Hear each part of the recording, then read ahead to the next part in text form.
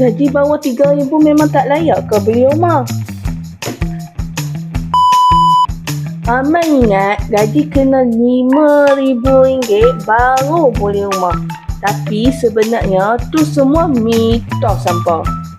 Kalau hampa nak tahu, gaji bawah 3,000 masih boleh beli rumah asalkan kok memang hampa tak tinggi, sikit cantik dan hampa layak beli rumah dengan harga bawah RM300,000.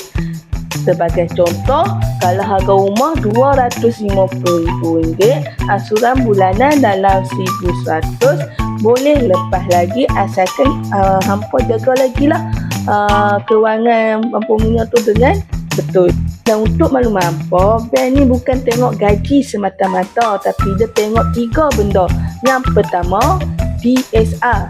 Yang kedua, komitmen bulanan hampa lah. Dan yang ketiga, rekod hampa bayar hutang cantik ke tak, ada tunggakan ke tak. Kalau boleh elakkan ada tunggakan walaupun sebulan, sebab itu boleh menjejaskan kita punya rekod bayaran hutang. Kalau hampa gaji bawah RM3,000, nak tahu hampa layak ke tak nak beli rumah, drop je komen kat bawah nak rumah. Okey, saya akan semak kelayakan loan hampa secara percuma sahaja. So, komen sekarang.